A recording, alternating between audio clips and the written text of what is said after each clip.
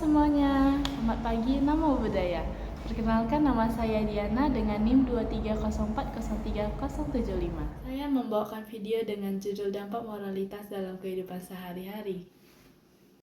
Sebagai umat Buddhis atau Upasaka dan Upasika memiliki 5 aturan dasar atau 5 moralitas yang disebut juga dengan Pancasila Buddhis, yang terdiri atas 1. Panatipata, Weramani, Sikapadam, Samadhyami, yang artinya aku bertekad melatih diri untuk menghindari pembunuhan. Yang kedua ada Adina Dana, Weramani, Sikapadam, Samadhyami, yang artinya aku bertekad melatih diri untuk menghindari pengambilan barang yang tidak diberikan.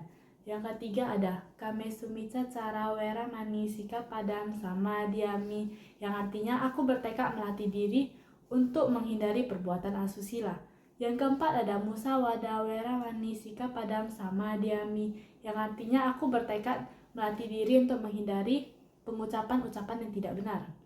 Yang kelima ada Surame Raya Majapamadana Weramani, Sikapadam, Samadhyami, yang artinya aku bertekad melatih diri untuk menghindari mengkonsumsi minuman-minuman ataupun makanan yang dapat menyebabkan lemahnya kesadaran. Nah, bagi mereka yang telah menjalankan dan menaati 5 peraturan tadi, dianggap sudah menjalankan dharma dalam setiap aspek kehidupan mereka.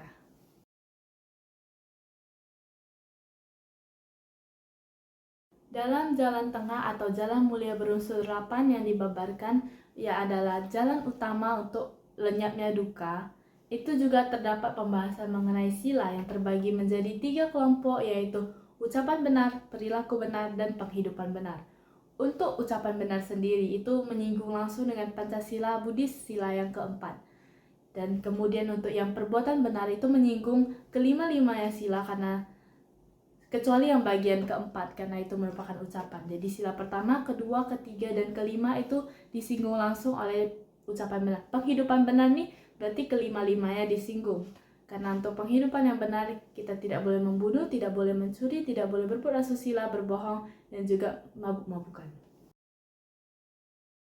Sila-sila dalam Pancasila Buddhis itu sendiri dibuat untuk menciptakan lingkungan yang damai, tenang, dan tentram. Bayangkan lingkungan tanpa pembunuhan, tanpa pencurian, tanpa perbuatan asusila, tanpa perbuatan bohong, dan juga tanpa minuman keras. Bukankah betapa tenangnya dunia seperti itu? Jadi saya juga akan membagikan dampak-dampak dan nilai-nilai positif yang bisa diambil dari setiap sila-sila dalam Pancasila Buddhis.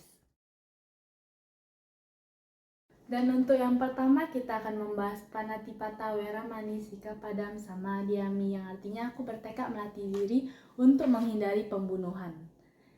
Nilai yang bisa kita ambil adalah kita lebih menghargai kehidupan, menghargai hidup dan matinya seseorang, dan juga menghindari kekerasan tentunya. Dan untuk dampak yang bisa kita rasakan secara langsung, tidak adanya rasa takut untuk menjadi korban selanjutnya dari pembunuhan itu. Contohnya saja di Medan sendiri banyak begal.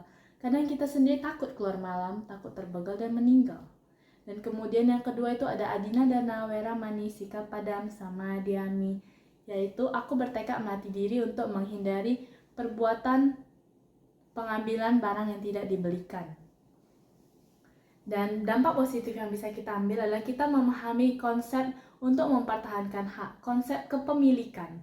Dan dampak yang bisa kita rasakan adalah terbentuknya persaingan yang lebih sehat. Persaingan kita untuk mendapatkan harta, tahta, dan lain sebagainya itu berdasarkan kerja keras kita, apa yang kita sanggupi, dan apa yang kita lakukan. Bukan berdasarkan seberapa hebat kita mencuri atau seberapa hebat kita mengambil hak milik orang lain.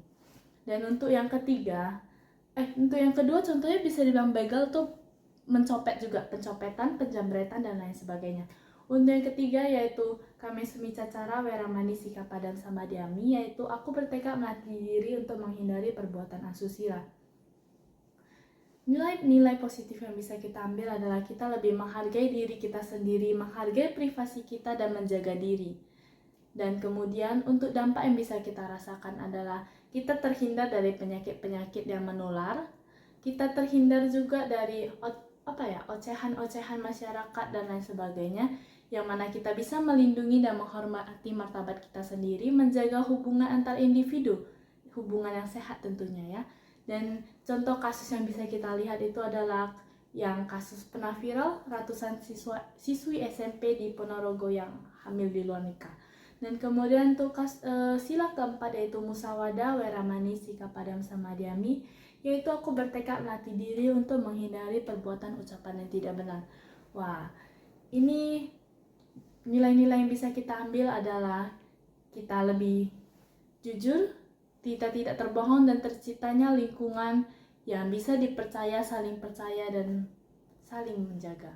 Dan untuk dampaknya itu terciptanya lingkungan yang bagus itu sendiri, lingkungan yang tidak ada kebohongan.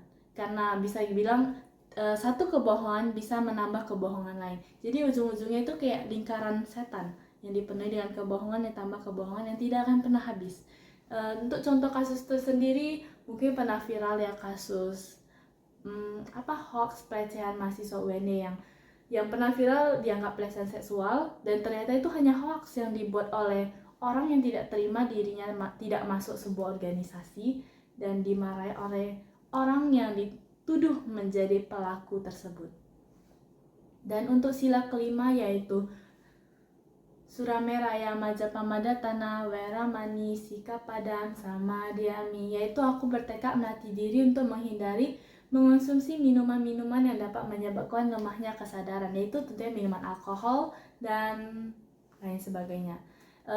Untuk ini nilai-nilai yang bisa kita ambil adalah kita lebih menjaga kewaspadaan diri, menjaga kesadaran diri, dan juga untuk fokus pada diri kita, tidak mencoba-coba hal-hal yang adiktif karena hal itu bisa membuat kecanduan. Dan untuk dampak yang bisa kita rasakan secara langsung itu kita bisa menjaga perilaku kita, karena tentunya ketika kita kehilangan kesadaran, kita kehilangan kewaspadaan, kita sendiri tidak sadar kita ngapain. Jadi itu bisa menjaga perilaku kita. Kita tidak merugikan diri sendiri apalagi orang lain. Dan untuk contoh kasus yang mungkin kita bisa lihat ya, beberapa kasus kecelakaan karena mengemudi sambil mabuk, kasus orang lain memukuli orang karena mabuk dan marah-marah seperti itu. Dan mungkin sekian saja presentasi yang bisa saya sampaikan. Saya ucapkan terima kasih. Namo Buddhaya.